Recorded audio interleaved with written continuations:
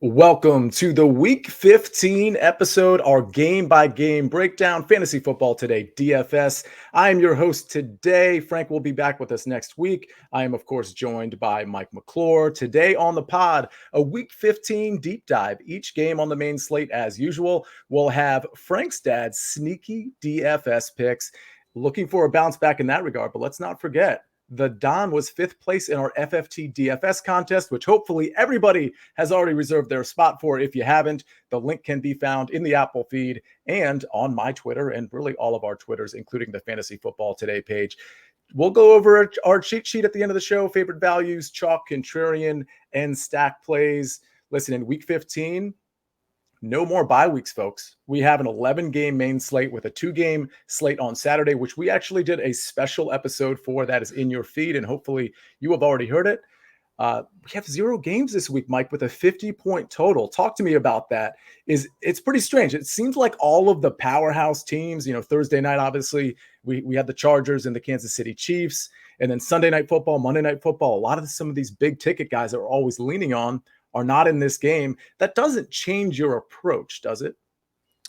It doesn't change the approach much other than the guys that are in this game, in this slate that are premium plays like that. You're going to be more interested in them, mostly because of the COVID this week, right? There's so many people sitting out. There's going to be so much value that opens up by the time that everything runs around. But yeah, as far as the totals go, it's not, it's interesting to see them lower. I mean, you kind of get that every year at this point in the season, as most of the games are still outdoors. It gets cooler outside, weather starts to become a factor. Things tighten up a little bit defensively as we get closer to the playoff push. So it makes a lot of sense. Overall, not something I personally read into too much, as we're still comparing each individual game on the slate to every other game on the slate. So it is worth noting, but not a major deal. And you're right about people just wanting to hop on to the premium plays, because when we look at initial ownership, guys like Deebo Samuel, guys like Cooper Kupp, Devontae Adams, they're all right there in the top 5 in terms of ownership. Depending on what ownership projections you're looking at, these guys are going to be in the top 5, top 6, pretty much no matter what. So with that said, let me just get one question out of the way before we get into our first game, which is going to be the Cardinals at the Lions, with Arizona being a 13-point favorite with a 47.5-point total. Before we get there, I want you to rank Deebo Samuel, Cooper Kupp, and Devontae Adams in terms of not just projection, but in terms of value and your likelihood of playing the 3. Cooper Kupp, number 1, by a pretty considerable margin for me. Devontae Adams, number 2, and Deebo Samuel, number 3. It's kind of boring. It's the same way they're priced. Probably the same way they will rate in terms of overall ownership. But, Deebo, I'm always a little concerned because he's ran so hot with the touchdown scoring. It's great getting handoffs in the backfield. It's great doing all those things, but not catching passes on a PPR site like DraftKings, like it ruins the floor. If Deebo's not getting in the end zone, busting big plays, he's an incredible athlete. He's done a great job. Shanahan's done a great job giving him the football at all, as often as they can. It depends on what the status of Eli Mitchell is. There are scenarios where Deebo could climb up there and maybe, be equal to Adams or pass him for me, but it's far and away Cooper Kupp. I love his chemistry with Matthew Stafford. I think anyone that's watched him play this year, it's very clear to see. He leads the league in receptions, yardage, and receiving touchdowns. And he's just going to be an absolute target monster in this game. So he may not hit his props. He may not have 100 yards, but I bet he's going to have 14, 15 targets in this game. Yeah, absolutely. And we'll get to Cooper Kupp. We'll get to Elijah Mitchell. There's some news on him in a little bit. But speaking of news, we have a lot of news with this first game we're going to open with. We've got the Cardinals at the Lions. Again, the Cardinals are basically almost 2 touchdown favorites. They're favored by 13. A relatively high total at 47.5. So that's certainly something to consider when you have a slate full of games that really just have low totals in that 42, 43, 44 range. Arizona, let's talk about some of their injuries. DeAndre Hopkins is out for approximately 6 weeks with knee surgery. In my opinion, it might be further, but it doesn't matter what my opinion is because he will be out the rest of this sort of fantasy football season. James Conner did not practice Thursday due to an ankle injury. So does that open up things for Chase Edmonds? Mike will ask you about that in a second, but let me just talk about Detroit. TJ Hawkinson out for the season's thumb surgery. DeAndre Swift did not practice Thursday. Jamal Williams is still on the COVID list as of now. Let me ask you first, Mike, do you expect James Conner to play? We know he got injured on the second to last play on Monday Night Football. His prospects didn't really look great, in my opinion. And I noticed Kyler Murray seemed to be a little banged up as well, but much less so. Is Chase Edmonds a lock play for you if James Conner is out here? He is. Chase Edmonds is in my initial build that I have in front of me right now. I do not expect James Conner to go in this one. I think that it's one of those classic cases. We see it all the time, right? If this were a playoff game, he's playing. If this were an Mm-hmm. elimination game, he's absolutely playing in it. It's the Lions. They're still 13-point favorites. They know that they're going to be without DeAndre Hopkins for a little bit, barring any sort of setback. I mean, they could be without Hopkins throughout the playoffs too. We have no Mm-hmm. idea what that's actually going to look like there at that point as he seeks additional opinions. So I don't see any scenario really where they would want to push James Conner unless it was like truly nothing. And watching towards the end of that game, reading the reports, I would say that it's certainly more than nothing at this point. So Edmonds was close to being activated last week. I think that same thing applies there. Like it was an important division game. It wasn't an elimination game. They were, at home. But if it were a playoff game, Edmonds would have been available to play in that game. And I Yeah. think that they flipped the roles here. I think Edmonds is activated, ready to go. I think he's the lead back. I think he's heavily involved in the passing attack as well. So I love Chase Edmonds in this one at 5,100. I would not be at all surprised if he's one of the most popular plays on the slate, right up there with Cooper Kupp by the time this one locks. Yeah, and 5,100 is a very reasonable price, especially if your strategy, and we touched on this on Tuesday, is to lock in a lot of the premium targets at the wide receiver position. If you are trying to do that, then you're going to have to dip pretty low, maybe even lower than 5,100 where Chase Edmonds is, but you could probably include, depending on your builds, you might have an elite quarterback, you might have a mid-tier quarterback, but if you want to have two high-priced receivers, you're going to have to probably drop low, especially, if you're trying to play a decent tight end or something, or a decent running back. Chase Edmonds sort of fits the bill there at 5,100. And the game script is really kind of beautiful for him for his first game back. He'll catch passes, but he also could be the bell cow here, once this gets late and sort of out of reach for the Detroit Lions, if that ends up happening. He's not a bell cow running back. I'm not suggesting that. But with James Conner out and a fresh Chase Edmonds, it just makes sense for him to get the lion's share, no pun intended, of the work in this one. So speaking of lion's share, so DeAndre Hopkins is out. Is there any receiver here that you would be interested in a game script like this, where Arizona is such a favorite? And the addendum to that question is Kyler Murray playable here? And the only reason I ask you such a seemingly absurd question is, well, they're going to be up a lot. And I just don't know how much they're going to want to showcase Kyler Murray and have him run around and pick up those yards that sometimes we lean on for touchdowns and for just rushing yards. Yeah, no, I mean, if I was running the team, I would certainly be conservative with them. I don't care about the 13-point spread. We get in, we get out with a win, and that's it, right? So I'm not going to be playing Kyler. I think that he's a fine play. I think he can absolutely get there. Having, I will say Connor catches passes and has been a lot more recently, but having Edmonds back there, having creative ways to most likely get the football to Rondale Moore in this spot, this projects as a good spot to use Rondale Moore as kind of an extension of the run game. You Mm-hmm. look, they're capable. Edmonds and Moore are both capable of taking one to the house from 50 yards away, especially against a team like this, which would really help Kyler, but not going to be a priority for me. I'd much rather spend up and invest in guys like Cooper Kupp, who we know have just absolutely insane volume on the slate. So as far as where I'm at with some of the receivers, I think Christian Kirk is fine. I do think that they will still take some shots down the field to him. I think that that's going to help them a lot. Rondo Moore is someone I want him to break out. I want to see more.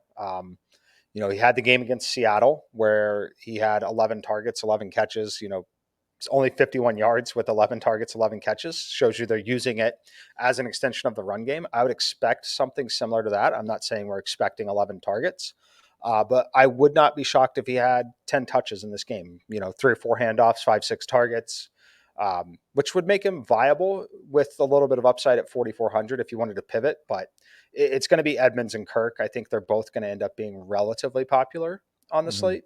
But overall, for me, I think that I will be limiting to a max one. So, like when I build, you can, I talk about build rules. I do them with an optimizer. You don't have to use an optimizer. You can write it down or make a mental note.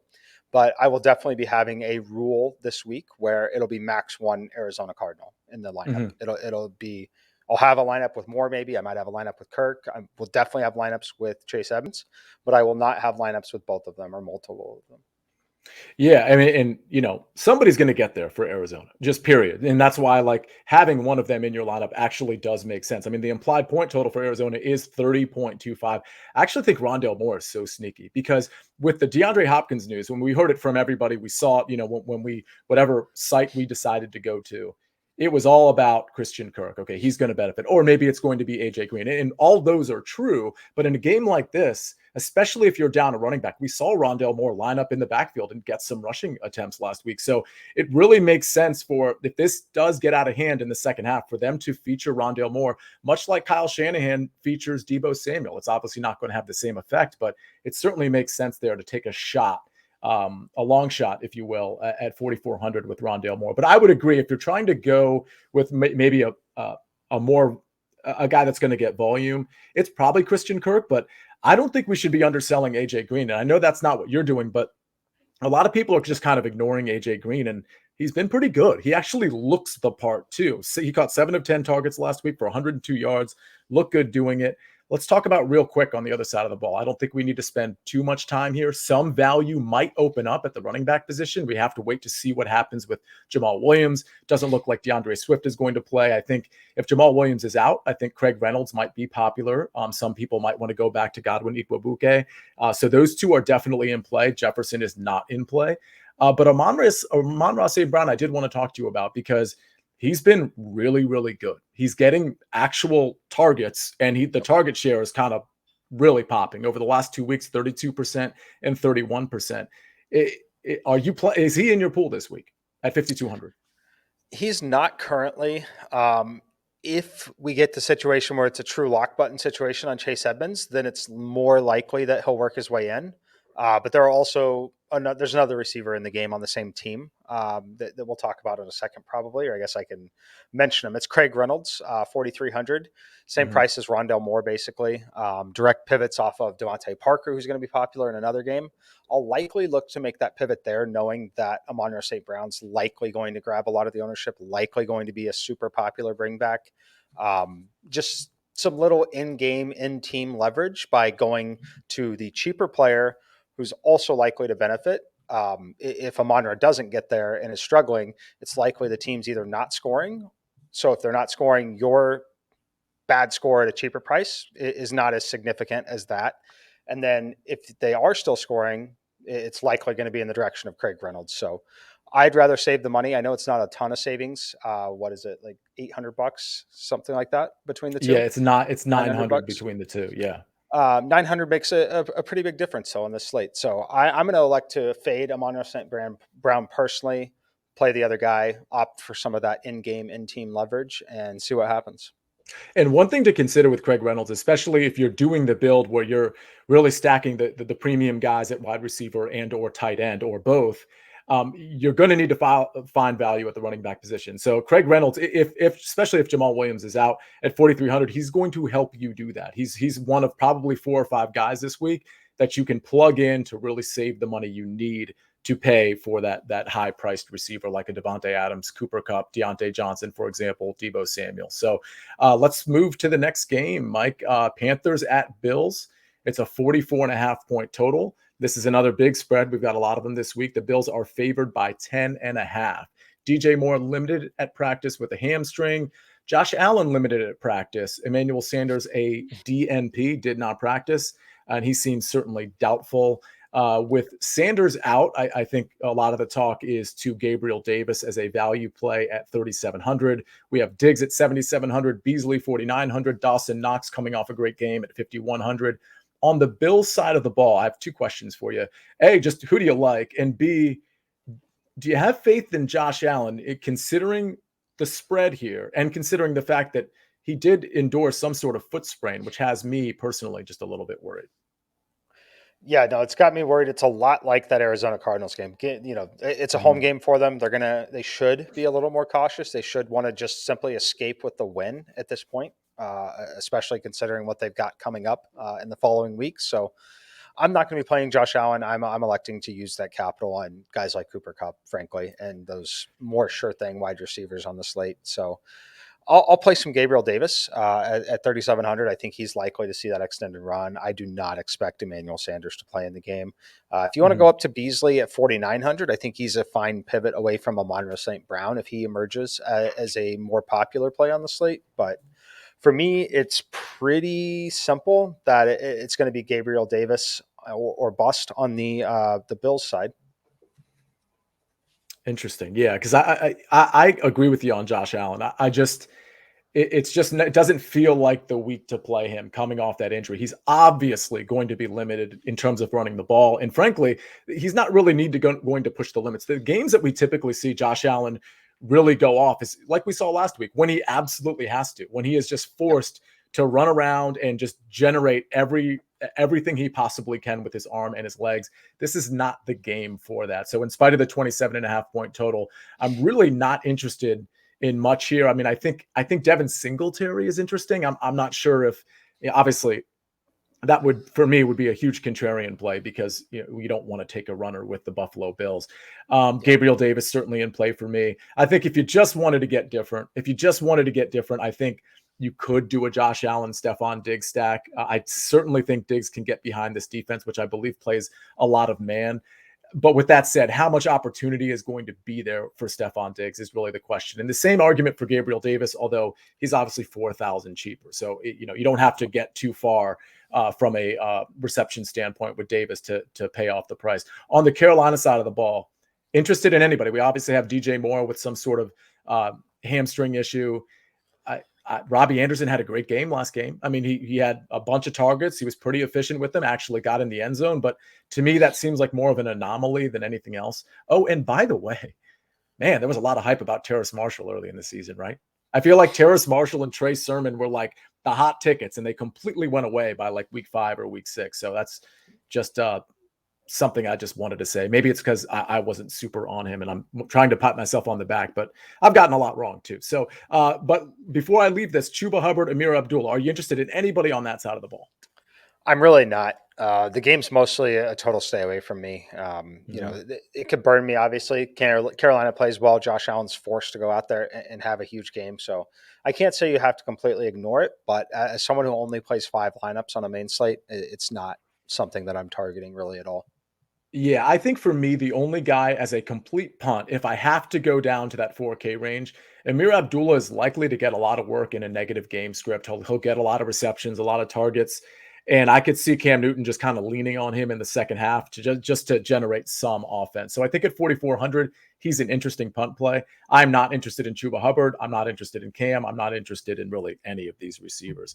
The next game we have, Mike, is Cowboys at the Giants, another big spread. 10.5. The Dallas Cowboys are favored by. It's only a 44.5 total. Will be pretty cold at the Giants, and 15-mile-per-hour winds are projected. So that's getting into the range where it's something that you should kind of care about, but it's not something that's going to completely inhibit the passing game. It's just, for me, I only mention it because, hey, keep an eye on the weather this time of year. I mean, if this is just a 12 to 15 mile per hour wind, to me, it has no impact. But if for some reason it escalates a little bit, it's something to consider. On the Dallas side, Tony Pollard is back at practice as of Thursday. However, offensive tackle Tyron Smith is out this week. It's a pretty big deal. Saquon Barkley, Andrew Thomas back at practice as of Thursday after missing Wednesday. Daniel Jones is out again. Mike Lennon will start. So let's start with Dak Prescott. I think this is an interesting time to go back to Dak in spite of a pretty low total. And the reason I say that, Mike, is because we saw what happened to Dak last week. They built up a big lead partially because of their defense, and Dak just didn't have to keep his foot on the gas at all. And all of a sudden, 24-0 became a close game. And by then it was the fourth quarter and the game was kind of over. But if you saw Dak in those first, that first drive in particular, he absolutely carved up the Washington secondary like we kind of thought he would. The only reason I think this is an interesting bounce back spot is because they were up 24-0 and they could have lost that game. They were DeAndre Carter catch away from maybe having that game tied. And I just think I don't think they're going to take their foot off the accelerator until this game is like 30-0, because they just learned their lesson from the week before. So in spite of the weather, in spite of the low total, I personally think this is an interesting time to go back to Dak and pair him to CeeDee Lamb, pair him to Amari, or pair him to Michael Gallup, one or two of those guys, especially knowing that Zeke is kind of banged up. Pollard is back, but Zeke is kind of banged up. So any thoughts there? I mean, I would certainly understand if you're like, this is another game I'm going to avoid, but I'm just wondering, is Dak sort of at least in the conversation for you? He actually is in the conversation for me. So, every week, obviously I share them on Sportsline too, but I'll basically tell you, I've got 4 quarterbacks that'll be spread across 5 lineups total. I guess 10 lineups, 5 on each site. But Dak is one of my 4 quarterbacks. I have Lamar Jackson, Ben Roethlisberger, Dak Prescott, and Matthew Stafford. Those are the 4 quarterbacks I am most likely interested in playing, with a fifth. Tua is like on the fringe of being the 5th quarterback if I do decide to run 5 individuals. So Dak is right there.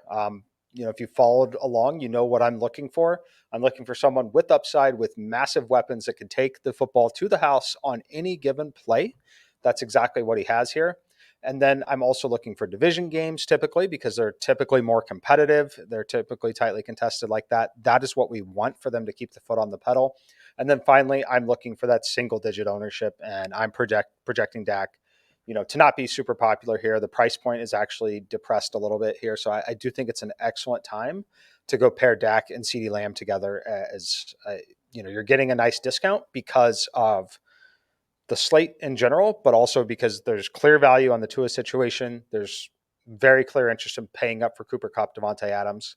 It's going to leave a lot of that mid-range underexposed, and that's really what I'm interested in here. Yeah, and I think it's fair to say, and correct me if I'm wrong, if Zeke and Tony Pollard are active, no interest there. But the Yep. follow-up question is, if I guess Tony Pollard's going to be active. So I was going to ask, well, if Tony Pollard's not active, would you play Zeke? My answer to that would still be no. But interestingly, it looks like Tony Pollard's playing. So the only scenario where you'd play a Dallas running back is if for some reason they downgrade Ezekiel Elliott. And then all of a sudden, Tony Pollard at 5,800, I think becomes a value. Let's talk about the other side of the ball, Mike. We've got, just a host of, wide receiver 3s, in my opinion, maybe wide receiver 4s. We've got Saquon Barkley, who, seems to have still an ankle issue, even though he did practice on Thursday. Evan Ingram at 3,100. I believe he caught 1 pass for 8 yards last week. Is there anybody to potentially run this back with, assuming you're stacking it? But forgetting about the stack, is there anybody you would want a piece of at all on the Giants side? Not really, just because of the assumptions that I'm making at the running back position. Prior to, say, Urban Meyer getting fired and some of the COVID news, it would have been Saquon Barkley is someone in my player pool that I would use. I will use him in a scenario where I'm stacking CeeDee Lamb in the bring back if I'm confident he's going to get that receiving work. Other than that, I don't really want any part of, like Sterling Shepard's going to project okay. The issue is Mike Glennon is throwing the passes. And not only that, it's 37 degrees, 15 to 20 mile per hour winds, outdoor game against a division opponent. It just doesn't scream like where I want to invest in Mike Glennon delivering the football, not on a huge slate, not when there's pretty obvious value across the slate everywhere. So Can it burn me? Of course, Sterling Shepard could easily go score 2 touchdowns in a game like this, but not something I'm going to be wanting to invest in. So for me, it's Saquon Barkley as a run back only, which has changed. He was not in run back territory. He was in any real format territory for me probably 2 days ago, but now it's run back only. Gotcha. All right. So let's move on to another NFC East battle. The Washington football team, who are experiencing all kinds of COVID issues, at the Philadelphia Eagles. Again, another big spread. And this is mostly due to the COVID issues that Washington is having. I think this line might have opened up at 4, 4.5, 5. And now because of the COVID issues, it's ballooned to 9.5, might even reach 10, although it might bounce back down because it looks like Terry McLaurin might actually play in this game, and that will be a kind of a big deal for the Washington football team. The total here, only 44 points. We have another game with some winds and some cold weather, but around 14, 15 mile per hour winds projected, 37 degrees. So certainly nothing to sound the alarm bells for, but something to absolutely monitor. Washington football team, as stated, COVID issues are everywhere. 21 players as of right now are on the COVID list, including Jonathan Allen, a key piece for that defensive line. Kendall Fuller, a key piece for the secondary. Cam Sims, could be more on the way. J.D. McKissick and Curtis Samuel did not practice Thursday. Terry McLaurin was limited, which is actually a good thing. He's coming out of the concussion protocol. On the Philly side, we have all 3 of Miles Sanders, Jordan Howard, and Boston Scott actually practicing on Thursday. Jalen Hurts was at practice with his ankle issue. So, Mike, let me just kick it to you. any side of the ball you want to talk about. Do you like really anything in this game? Outside of playing Antonio Gibson when everybody jumps off of him, I think that's Mm-hmm. really the only thing I can get to. I don't want any part of the Philadelphia roulette wheel in terms of rushing the football, whether that's with the 3 running backs that are active, I guess 4 running backs essentially active. It'd be interesting to see if they're all active for the game. Jalen Hurts, the price points crept up to the point where he's playable. Any one of those running backs are playable, but I play a very limited number of lineups, so I personally will not be getting anywhere on the Philly side. But I do have some interest in Antonio Gibson, as I do think that the volume should be there. We'll see about the efficiency, but the guy should touch the football 20 times. Yeah, I totally agree about Gibson. It would certainly make sense for many people to jump off him, and I certainly expect that to happen. He's going to get the volume, especially if J.D. McKissic is out. Interestingly, with all the injuries and the issues that Washington is having, particularly with the receiver core, it wouldn't shock me if they sort of rush J.D. McKissic back. And I'm not saying that they Yeah. rush him back from an injury, but if I'm J.D. McKissic, I'm certainly getting opportunity in this game, regardless of Antonio Gibson. So I think one thing to consider is if J.D. McKissic is back, it wouldn't really scare me off too much in terms of coming off of Antonio Gibson. In fact, it might embolden me a little bit because those few people that were still on the Gibson train, they're going to jump off as soon as JD McKissic is active. And I think they both can survive a game like this, knowing that there's so many injuries with the receiver core. So I think McKissic could still get, a couple rush attempts, 4 or 5 targets, and Antonio Gibson could still get 20 to 23, 24 touches in this game.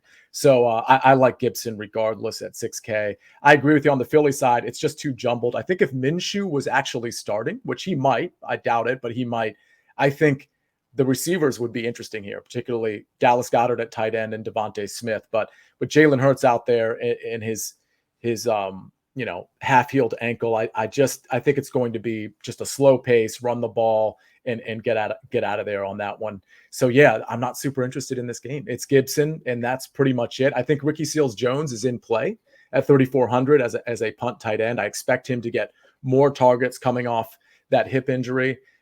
If Terry McLaurin for some reason doesn't play, I think a dart to DeAndre Carter could be an interesting possibility. He is a deep threat for the Washington football team. Adam Humphries also in play there too. So not much else to say about that game. So let's move on. Titans at Steelers. The Titans are actually favored at the Steelers, -1. They're favored by a point in a 43-point total.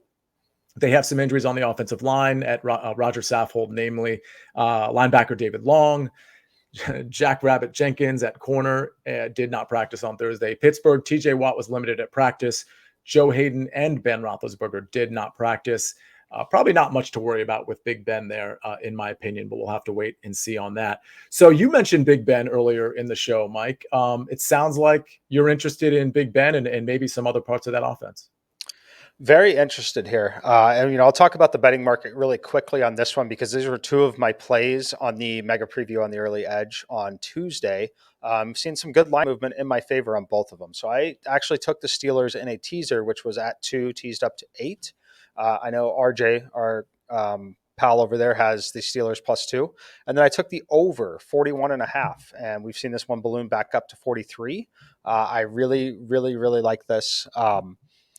I think it's a great spot. So I want to play on the emotion with Big Ben. Big Ben came out and said it's basically his last season in Pittsburgh, which everyone else kind of understands that means it's his last season ever. Like, we don't really expect Ben to go play anywhere else, do we? I know I certainly do not at this point. I don't expect there to be suitors for Big Ben. I guess that's what you're saying regardless, but yeah. Right. There's the Grey Cup in Canada and the CFL. He could potentially be headed that way if he wants to continue playing football. But I think this is it for Big Ben. And not only is this it for Big Ben, he's got 2 home games left. 2 games left there in Pittsburgh in front of that audience. We saw it a couple weeks ago. I played him and it didn't work out against the Cincinnati game, right? Mm-hmm. It didn't work out, but it did, because that was the week that everyone fell apart at the quarterback position. He still scored 12 fantasy points because they let him play until the last snap of the game. That's going to happen no matter what the game script is. Ben is going to be out there playing, even if they fall behind, even if their game is out of reach. Ben is going to be out there and throwing the football. I like that a lot. I also just like the price point and the pivot. So I'm projecting Tua to be one of the more popular quarterbacks. I'm projecting 5x the ownership on Tua versus Ben. And when you look at quarterbacks, the scoring typically bunches. So we're looking at basically 250 yards, 2 touchdowns. You're going to have a pretty decent day in terms of fantasy. Tua is not 5 times more likely than Ben to have 2 touchdowns and 250 yards.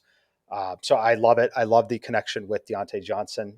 It's going to be a core piece for me.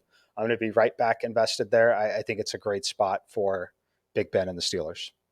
Yeah, I'll tell you right now, I'm going to be on Deontay Johnson this week as well. I'm definitely going to be playing a lot of Deontay, a lot of Cooper Kupp, and a lot of Devontae Adams. So interested in him. I'm definitely interested in the stack, moderately interested at least. I'll definitely have a couple of stacks with Ben and Deontay. I wanted to ask you about Najee Harris. Does that take Najee Harris out of play because you're so invested in Big Ben? Will you have any lineups where you don't have that stack? And I know you play a limited amount of lineups. So for the sake of this question, assume that the listener plays 10 tournament lineups each week. Should one of them have Najee Harris or a couple of them have Najee Harris? I mean, look, I think it's a great pivot. It's not going to be super popular. The issue is it's pretty prohibitive to do that if you're still going to play Devontae Adams or Cooper Kupp or wanting 2 of those guys. So I don't think it's necessary at this point, personally. Yeah. Can he go break the slate and score 2 touchdowns, be heavily involved? Of course he can. But at the price point, he's the highest priced running back, 7,800. Like, you could make the argument that because no one's going to play him, like, it's fine. And there are game scripts where it works out. But I really anticipate this, if they're performing well, I anticipate it to come from Ben, and I expect a really heavy dose of Deontay. So, it would take probably 20 plus lineups for me personally to really get there on Najee. Yeah, makes sense. Yeah, I'm probably gonna have a lineup with Najee Harris just to have him in there in case that's where the offense flows through the entire game. But I absolutely agree with the Big Ben, Deontay Johnson call. Interested at all in? I'm not in Chase Claypool or maybe like Ray McCloud as a super big punt. I'm assuming no to that. Yeah, no. I think that the only one that you could maybe consider getting to is Pat Freiermuth. He's just still has a lot of chemistry with Ben. He's not going to be owned really at all on this slate. For me, projects as another slate where you could easily go double tight end. We've seen that a lot recently, but I think that this is another one where I'll be considering doing that. So I think that the most likely scenario for me, which you've seen this build out of me many times this year, right? I think the most likely scenario where I get someone other than Deontay is Big Ben, Deontay, Freiermuth at tight end, and then someone like Mark Andrews or whoever my other big tight end spend would be in that flex or tight end spot as well, to where I'm not sacrificing that play to get Freiermuth in there.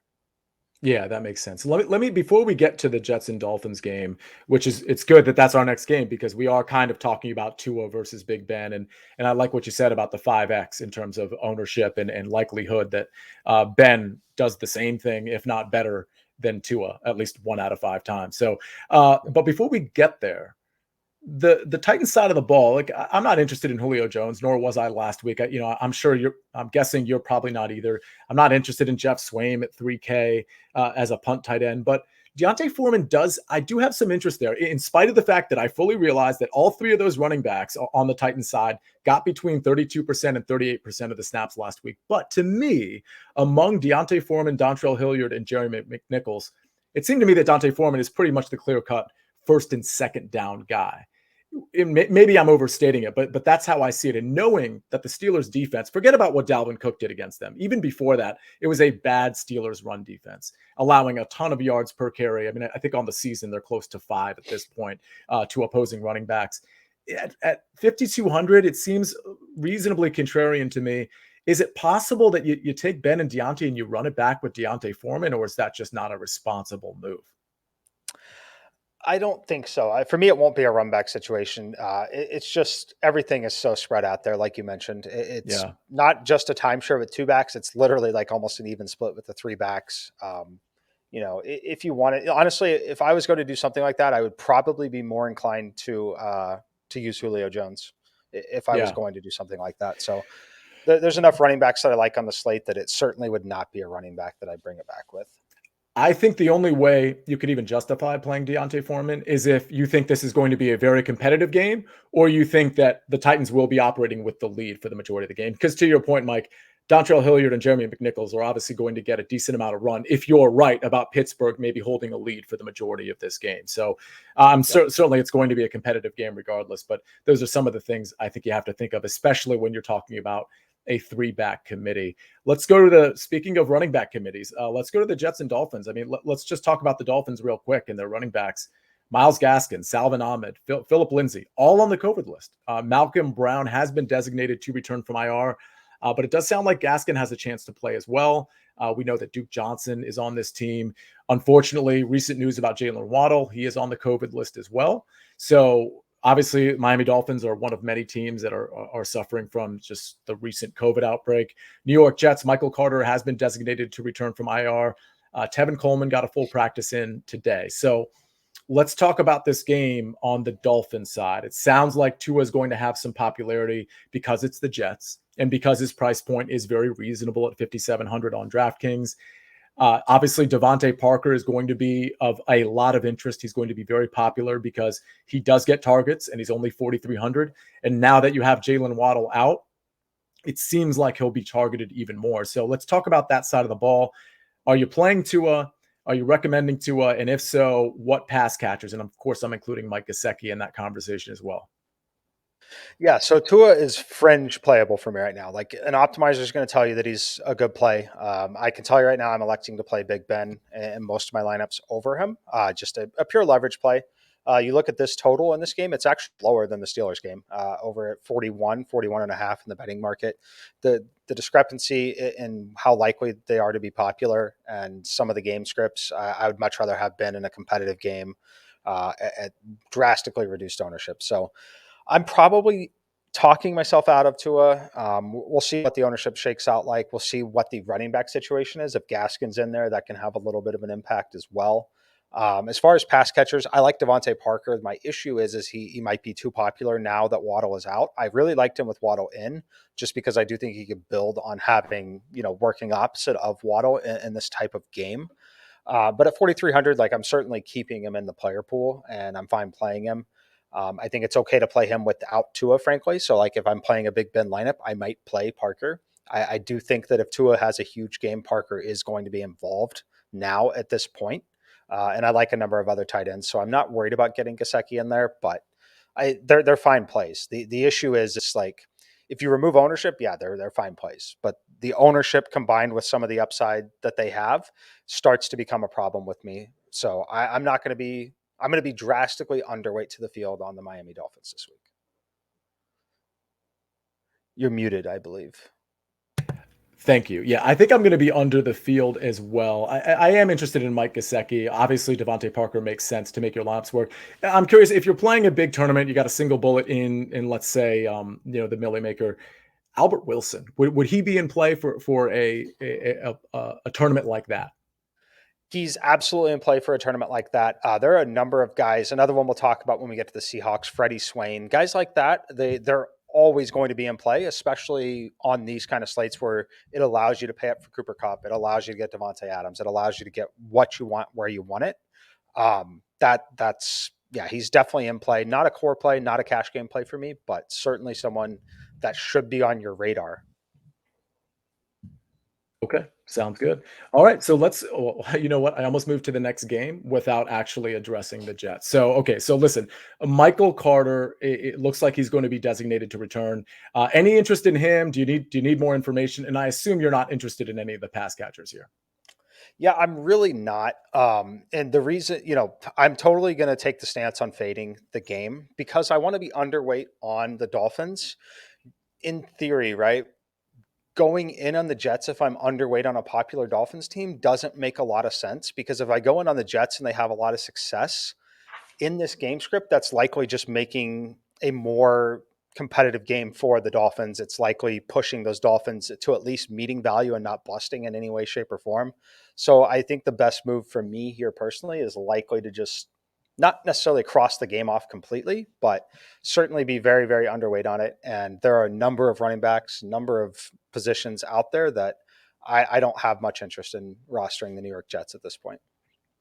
So this would probably be, speaking of rostering, this would probably be a good time for me to remind everybody, we do have our FFT DFS contest that's out. We've already got it like almost half full at this point. So definitely make sure you click on the link. Again, that link is going to be really on any of our Twitters. I just posted something about it. But obviously it's in the Apple podcast feed as well. So definitely be a part of that. It's a really fun contest. We give you a shout out when you win, of course. Last week it was Brewer fan 09, I believe. He had an excellent entry. 150 entries total, $5. Top 15 get paid out. So we'll see you in that contest. And we're going to take a quick break. 6 games down, 5 to go, and we'll be right back. And we are back. The last of the early games, Texans at Jaguars. The Jags are 4.5-point favorites with a 39.5-point total.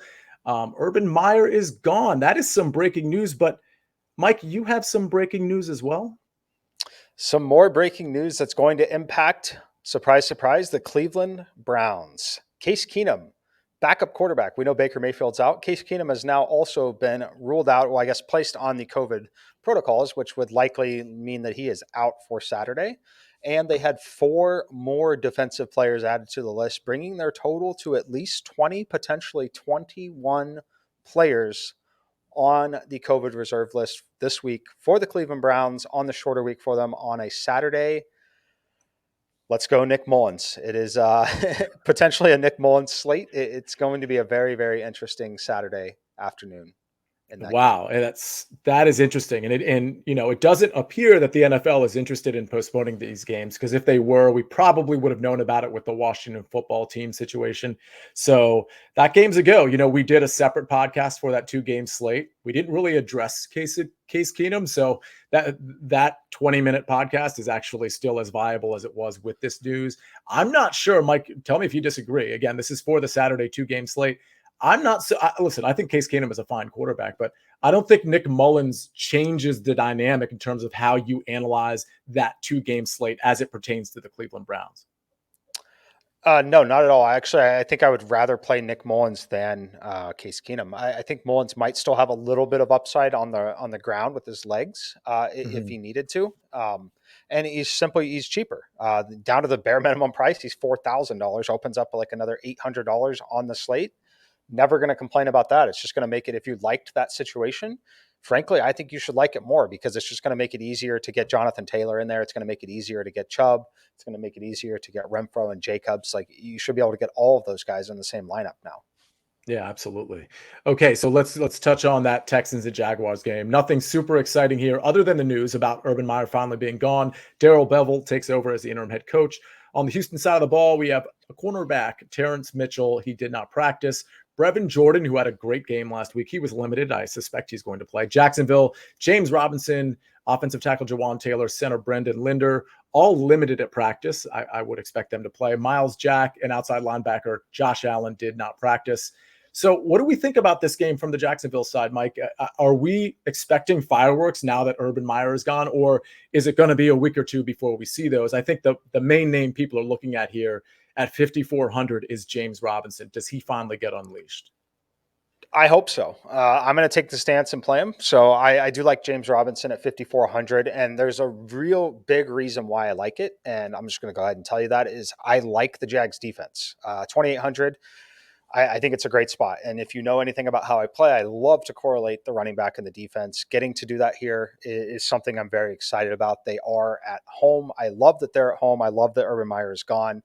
If there was a spot, frankly, for the rest of this season where they come out with a ton of energy and really want to play well and give the absolute maximum effort across the board, I would expect it to be this week against a team that is very realistic for them to actually go beat. Like, the Jaguars are favored in this game, right?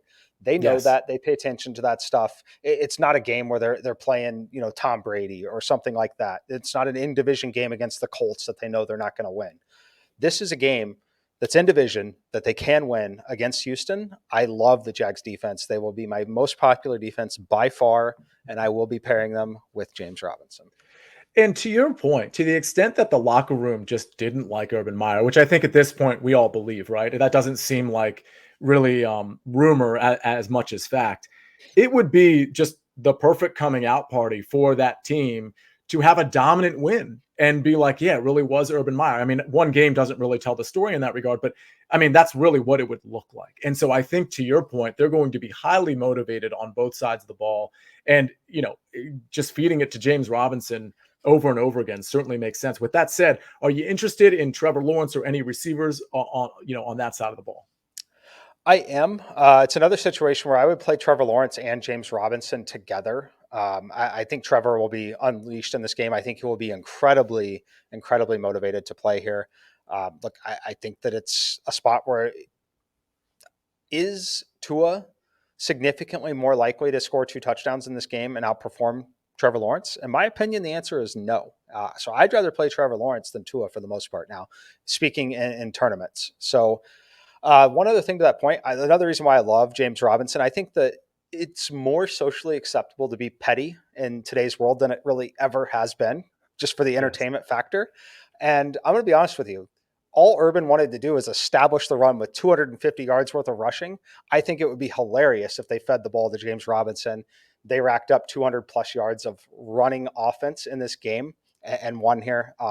Look, I think that, I'm willing to go down on this. If you're willing to be on the chalk with the Miami Dolphins, I don't know why you wouldn't be willing to invest in this emotional spot against a team that I think they can run it up against. So give me the Jags, give me Robinson, and probably give me Trevor Lawrence in a tournament. Very interesting. On the other side of the ball, it's interesting because Davis Mills has been pretty good, and his receivers have been okay over the last couple of weeks. Obviously, Brandon Cooks is a guy who's going to catch a lot of balls, probably get a lot of yards, especially against this Jacksonville defense. I think he's in play. I think if you're trying to punt at 3,500, Nico Collins, he's starting to get targets with Davis Mills.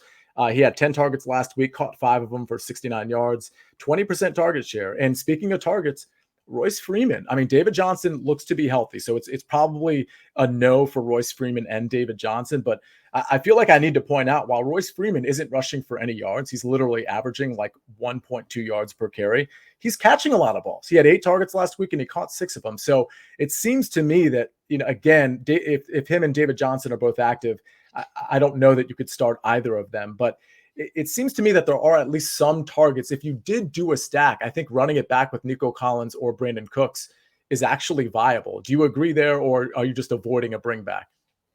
No, I definitely think it's viable to bring it back. Either one of those are fine. Probably Cooks for me, as I do think that he would still get there in that spot. So, but yeah, totally viable to have the bring back in this one. One other comment I'll make on it, obviously, it was with Urban Meyer, but you go look at Lawrence's box score against the first time they played.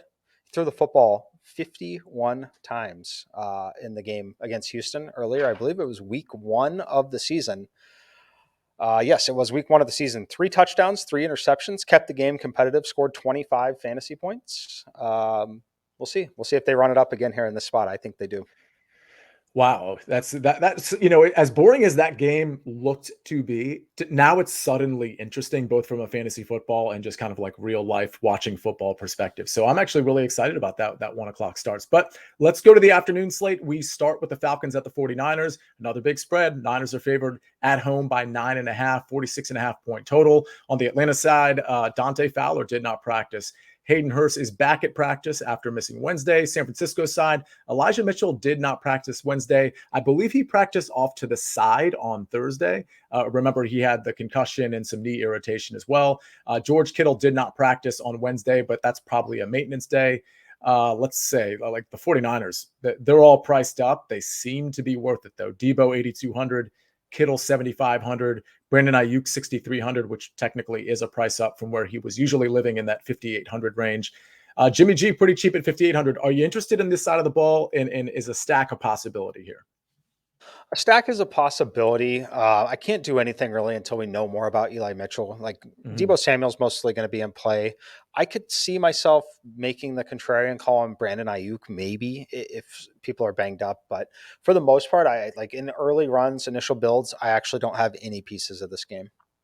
Gotcha. Yeah. And one thing to consider. So this is a 46 point total. So it's relatively high for this slate. And the Niners are a 27.75 implied total. So again, that's pretty high. The question becomes, where do those points go? Certainly they could potentially go to the defense, I suppose. But I do think I do think George Kittle is just right back in play. And it goes back to that conversation when you're talking about Najee Harris, for example. Do you want to pay up for Najee Harris, or do you want to pay up for George Kittle and play maybe a puntish running back? Those are sort of some of the decisions you have to make. A lot of people these days don't want to pay up for tight end, but I mean, I don't know how you ignore the fact that Kittle, just last game, he caught 13 of 15 targets for 151 yards and 1 touchdown. And if you're like, well, yeah, but what has he done over the last few weeks? Okay, well, I'll tell you. He's caught 23 of 29 targets for 345 yards and 3 touchdowns. Like, the guy is an absolute machine, and I don't really see the target share going down too much. I mean, I think your worst case scenario for George Kittle is probably somewhere between 8 and 10 targets, and it's just a matter of what he's going to do with those. And so far, he's shown so much ability to get yards after the catch and find himself in the end zone. So is Kittle on your radar at all here? He is. I like the Ravens again. I like Mark Andrews again. I really like him in these kind of games. So that's where I'm going to end up going personally, just because it looks like the crowd is not going to do that once again this week. So he's fine. He's playable. I would consider playing him in a flex spot also and treating him as a higher end mid-range wide receiver, because that's essentially what he is. And I'd be okay playing it that way, but he's actually not going to be a core piece really at all for me. Gotcha. On the other side of the ball, we can touch on this real quick. I mean, I don't think we're really interested in stacking the Matt Ryan side of the ball. I do think Cordarrelle Patterson is an interesting, potentially contrarian play. I'm not looking at ownership right now, but at 6,900, I'm not so sure people are going to be super inclined to play him at San Francisco. I do think because the Falcons are actually playoff viable, that a lot of this offense is probably going to run through Patterson because he's their best player right now, with Calvin Ridley, still not back onto the field. So are Cordarrelle Patterson or Kyle Pitts in play at all, whether you're stacking or not? Like, do you want a piece of either of these guys, or is it just move on to the next game? I really want to move on to the next game. I think that if we get really, really clear ownership later this week, meaning that Chase Edmonds is upgraded, ruled in, it looks like everything's all systems go with James Robinson, then I think you have a really interesting kind of pivot, whether it's, in that spot or in the flex with Patterson. But as of right now, it does project as a game that I'm mostly going to be avoiding. Okay, let's move on to the Bengals at the Broncos. Broncos are favored by 2.5, a 44-point total. Cincinnati right tackle Riley Reif placed on IR. Cornerback Awuzie on the COVID list. Joe Burrow is at practice as of Thursday after missing Wednesday. Denver, Javonte Williams did not practice Thursday, so that's certainly something to monitor. He was limited on Wednesday. He's still expected to play, as is Melvin Gordon. As everybody knows at this point, both of them are getting plenty of touches, including last week. I believe Melvin Gordon had 24 carries, Javonte had 15 carries, and Javonte had 2 targets. So 24 touches to 17 touches. Melvin Gordon led the way there. They are 6,100 and 5,900 respectively this week. On the Bengals side, we have Joe Mixon at 7,200, Chase 7,100, T. Higgins 6,500. Are we interested in anything here? I expect, Denver to try to establish the running game here. And frankly, Cincinnati in positive game scripts or neutral game scripts, they tend to lean on Joe Mixon. With that said, I'm not really interested in the running backs in this game. And so I don't know that I'm really interested in this game at all. But maybe, Mike, you have a different take here. I wish I did, but I really don't. I'm not getting anywhere in this game right now. I'm never going to fault you if you want to take a flyer on Jamar Chase. I think that he's obviously possesses that upside. I'm a little worried about it, though, this game and this spot. So for me, it's a very clear stay away. Maybe something emerges on the Broncos side of the running back situation, but overall, I expect more of a defensive battle in this game. And the price points have come up a little bit everywhere across the board. So not a situation that I'm really eager to go attack. Yeah, I actually totally agree on that. So let's move on to a game that is going to be the next 2 games. The last 2 games we're going to talk about, I think, are super interesting. So let's start with the Seahawks at the Rams. We have a 45.5-point total. The Rams are favored by 4.5 points. Seattle, interestingly, earlier today, Tyler Lockett and Alex Collins were placed on the COVID list. DK Metcalf, Freddie Swain, and D. Eskridge all did not practice Wednesday. I'm expecting all 3 of them to play, but we'll have to monitor that. The Rams have 13 players on the COVID list, including Odell Beckham, who was placed on it earlier this week, and Jalen Ramsey and Darrell Henderson. We'll have to monitor to see if Ramsey or Henderson will be back, because I think they had been designated with COVID a little bit earlier than guys like Odell Beckham. So monitor that situation. Lots of moving parts here. Do we like this game? And let's start with the Rams side of the ball. I mean, I think you and I discussed this pre-show. I think we both like Matt Stafford, and we like Stafford to KUPP quite a bit. Are you on that stack? And are there any other pieces on the Rams side that you like? So I will be on the stack. It won't be primary for me, but it will be one lineup that I will have with Stafford, and likely a second piece. Undecided what the second piece will be yet. It's going to be determined on the bring back, because it will be a bring back situation as well. But love Cooper KUPP will be in every lineup of mine for sure this week. Van Jefferson is very interesting. I like that he's not basement barrel pricing. I think that's going to really dissuade people on the ownership there. So I do like him quite a bit. I think Tyler Higbee is interesting. Another one of those options where I could have a double tight end. Like I will have quite a few double tight end lineups again this week as of right now. So I think Higbee being back is something that I could be interested in. And then, we'll see on the running back situation, but it's Cooper KUPP or bust. I'm expecting literally 15 targets in this game. Yeah, I mean, obviously, I'm going to be on Cooper KUPP this week. I think a lot of people are, and I'm very happy to just participate in that chalk, because I think it's certainly good chalk there. And I agree on Van Jefferson. I'll probably play a little bit more Tyler Higbee than Van Jefferson. I think the Seattle side is really interesting. You got, obviously, it doesn't look like Tyler Lockett's going to play. We do have DK Metcalf with some lingering foot issue, but I expect him to play. And then, of course, with Alex Collins out, now we have a surefire Rashad Penny as the number one running back. He was going to be anyway, but it doesn't look like there's going to be as many carries taken away from him as maybe we would have thought with Alex Collins. Obviously, AP is still on that team, Travis Homer, DJ Dallas, but looks like it's going to be the Penny and DK Metcalf show. Are you interested in either of those guys? And is there anybody else on your radar here? Yeah, I'm interested in both of those guys. I'm also interested in Freddie Swain if he's available to play. There's a lot of moving pieces. He's dealing with an ankle injury, did not practice yesterday. We don't have the practice report yet today. I would assume, because they're so banged up and limited, that he's going to be out there. But it could be one of him, could be D. Eskridge, I guess. Penny Hart, if either one of those guys is out, I think would step in and has been capable in some of those roles. I would still expect a neutral or negative game script for them, to where they're going to have to throw the football at some point. So very interested in the some of the cheaper guys. And then once again, another tight end that I could play is Gerald Everett. I do think that he's someone that's going to have some volume in this game. And I believe that he is active and ready to go. I know it's a little revenge game, as he used to play for the LA Rams. If you want to subscribe to that narrative, he's $3,500. Basically view him as a low end value wide receiver in this sort of situation, especially if one of Freddie Swain, D. Eskridge, or DK Metcalf are out or limited severely in this game. It's a lot of moving pieces in this one, but for sure have interest because of division game. Both teams can score. Russ is looking a lot better, and we know that we're playing Cooper KUPP. Yeah, I'll tell you, I do like Gerald Everett quite a bit as a punt tight end. I think he's definitely going to be leaned on now that Lockett is out, but especially if another one of these receivers are out. I think Gerald Everett is a super smart play. Are you playing Rashad Penny at all in any lineups? I can tell you, for me, he's not in my player pool as of yet, despite the news we got about Alex Collins. Any interest in Rashad Penny? A little bit. So the only real scenario where I'm getting to him is if, say, James Robinson's ownership really gets out of hand.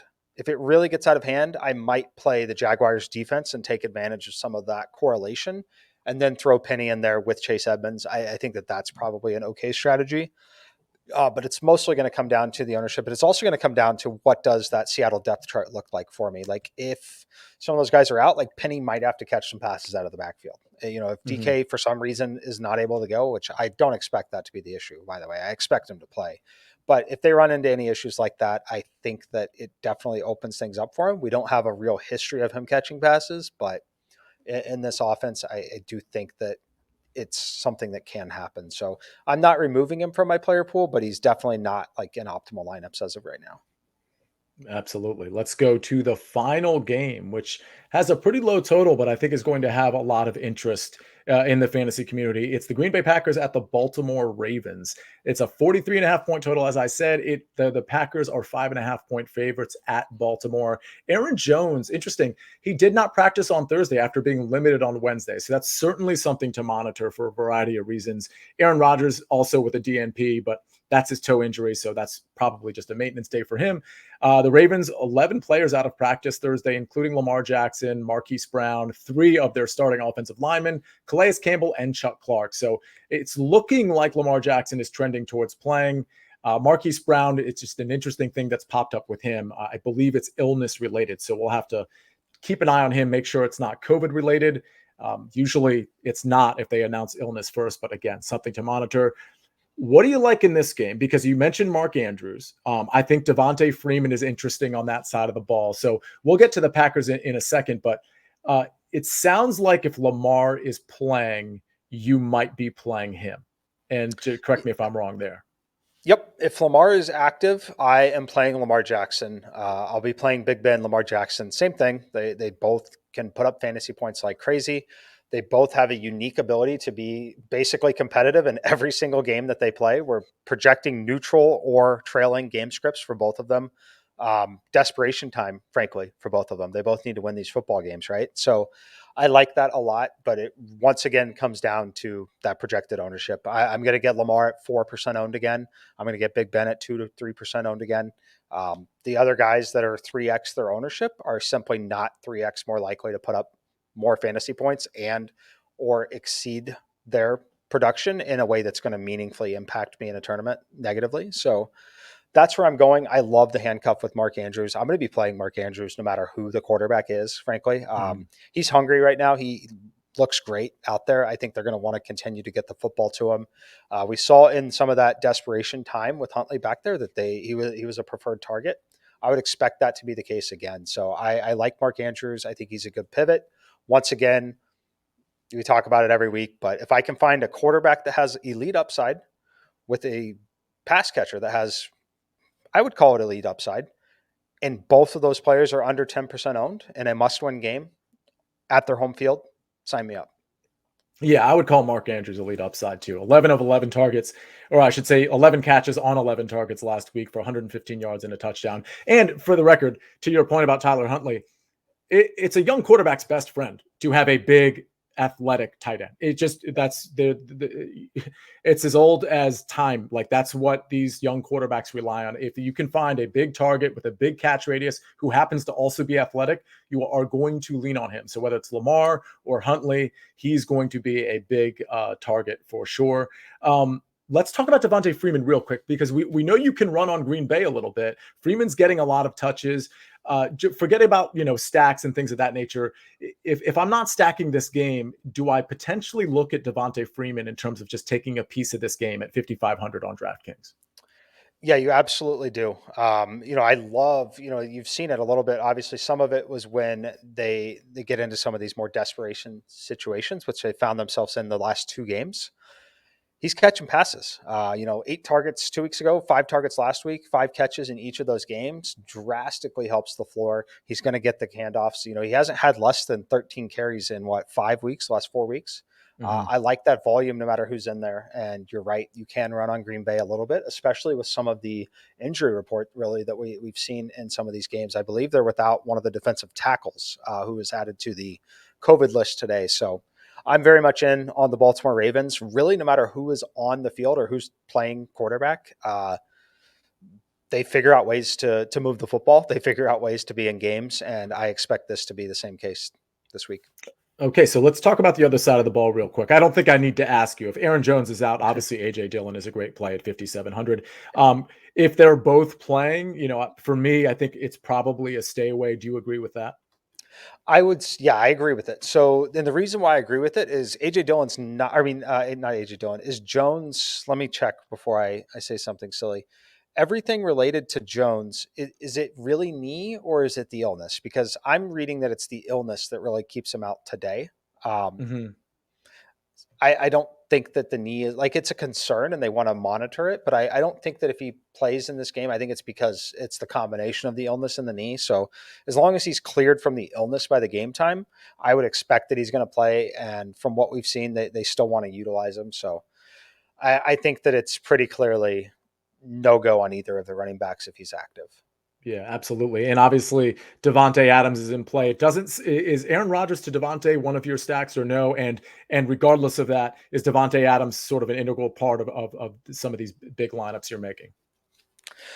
Look, I mean, I'm not going to say you shouldn't stack them. I do think that you can, and it's not going to shock me at all, frankly, if this game's competitive, if Aaron Rodgers to Devontae Adams is a stack that wins all the money. Like, I think that it's possible. I think the scenario where I get both Adams and Cooper Kupp is becoming increasingly less likely. I think it's going to be one or the other based on everything that I'm seeing in my initial builds.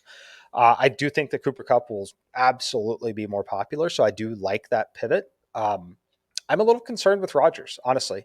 They're beat up a little bit. He is talked about the toe being a pretty major issue, and it's so much of an issue that they're actually, he's considered surgery as a last resort, but they're considering it. He's talked about it, which is kind of crazy at this point. So now you're playing, a road game. It's always more comfortable to play football games at home. It's an environment that, it's obviously drastically different playing at Lambeau where everyone cares about your success, whereas you're playing in Baltimore. Like it is a hostile road environment. So I'm going to be off of it, but I'm never going to say that you shouldn't play Aaron Rodgers with Devontae Adams. Like that's just silly. And those two could put up 60 fantasy points pretty easily.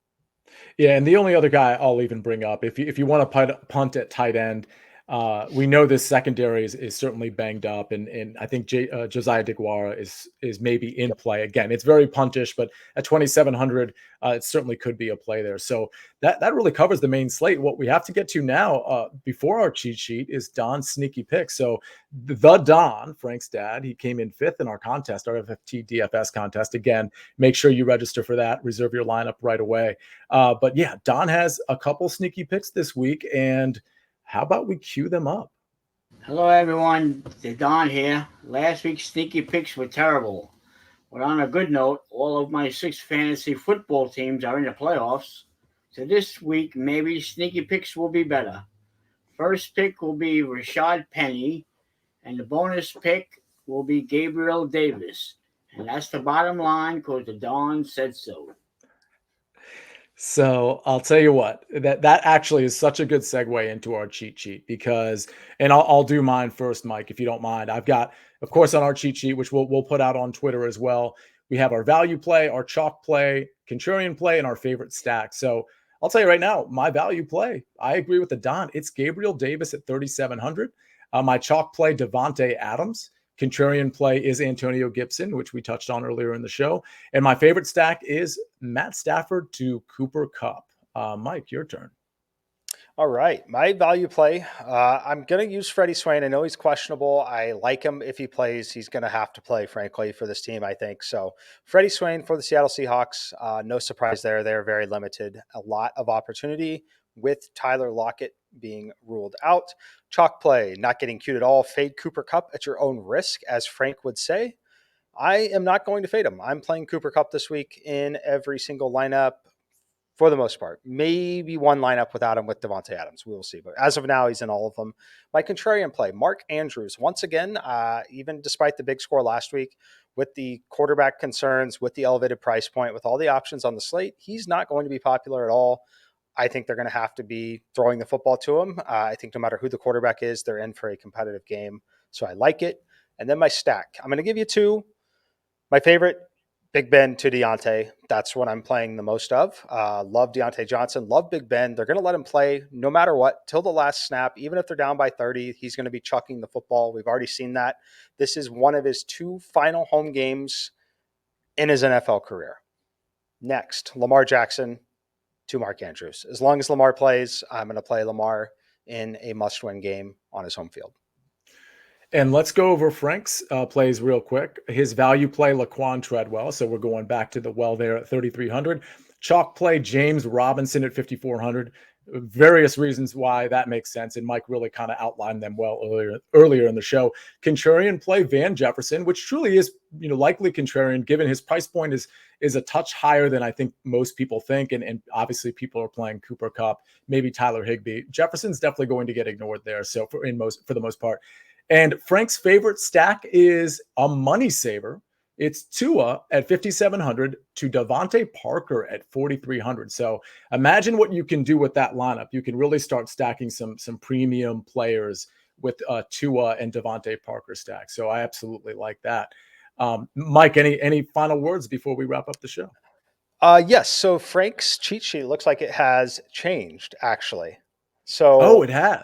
Yes, I'll give you an updated rundown for Frank here. He, as you know, breaking news during the show, obviously, has changed things. So value play actually is going with Devontae Parker, which makes a lot of sense with Waddle being ruled out. Devontae Parker is 4,300 on DraftKings.